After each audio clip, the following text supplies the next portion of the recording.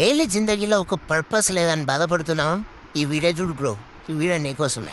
నిజం చెప్తానా, కొన్ని సంవత్సరాల కిందట నేను కూడా ఏ పని లేకుండా ఏం లేకుండా ఖాళీగా అవ్వ మీద పువ్వు లెక్క తిరగటం.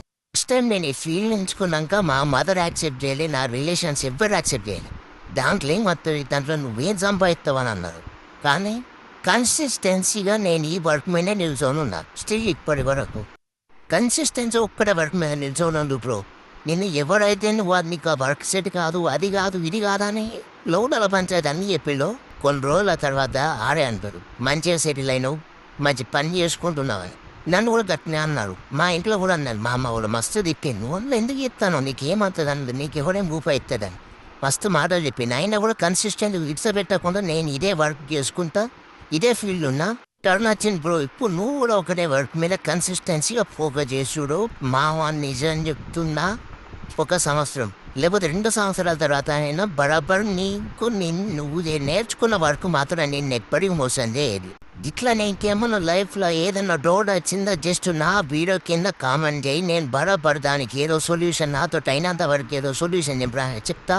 నిజం చెప్తున్నా, నేను లైఫ్లో ఫేస్ చేయని ప్రాబ్లంలు లేవు. చాలా వరకు మస్తు ఫేస్ చేసిన డబ్బు లేకపోవడం కానీ, ఇంట్లో దిక్కులు కానీ.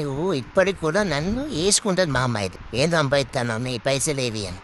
నిజం చెప్తున్నా మామ, నీకు అలాంటి ఏ సిచ్యువేషన్ ఉన్నా నా వీడియో కింద కామెంట్ చేయి, దానికి నేను బరాబర్ రిప్లై ఇస్తాను. నా ఎడిటింగ్ వర్క్ కంప్లీట్ అయ్యేసరికి అన్న ఫోన్ చేసిండు, తమ్ముడు కొన్ని షీట్స్ ఉన్నాయి, ఆల్బమ్ షీట్స్ ఎడిట్ చేయాలంటే సరే అన్న పక్కా చేస్తా అన్న. వామింగ్ అదే మొదలు పెట్టినా. ఇక మళ్ళీ చలో ఈరోజు మా ఊరు కొంచెం జల్దీ వస్తారని మా ఊడు అన్నారు. అన్నాక బైక్ వేసుకుని మా ఊరు దగ్గరికి పోయినా. ఇక వచ్చేసరికి అందరూ ముచ్చట్లో కూర్చున్నారు. ఇక చెట్ల కింద టైం కాలేదని కూర్చున్నాను, నేను ముందే వచ్చిన. ఇక మనోజ్ ఫుల్ స్టైల్. ఇంకా ఈరోజు మా కూడా స్కూల్కి వచ్చింది. అక్క ఫోన్ చేసి నాకు చిన్న వర్క్ ఉంది, కోడలు అయితే మధ్యాహ్నం పికప్ చేసుకోవాలి. పోయి నా స్కూల్ పోయి మా సార్తో మాట్లాడేసి స్కూల్ నుంచి కూడా అయితే ఇంటికి తీసుకొచ్చేసిన. చూడదంతా మూతిగా నడుచుకుంటాను, అతను ముచ్చట్లు పెట్టుకున్నాం. ఇలా పొద్దున స్టార్ట్ చేసిన ఆల్బమ్ వర్క్ సడన్గా ఆపేసిన, దాన్ని స్టార్ట్ చేసినాయిగా కాసేపు ఉండి వర్క్ కంప్లీట్ చేసేసుకున్నాను. ఇక కూడా ఇంటికి తీసుకొచ్చినాక మా అమ్మ మన్మరాలు అయితే దేవుడు ముచ్చట్లు పెట్టుకుంటూ ఉండే. ఇక నేను మళ్ళీ రిటర్న్ టు షాప్ వచ్చేసిన. ఇక అన్న వచ్చేసి సలసలా వచ్చిన థమ్స్అప్ తీసుకొచ్చిండు.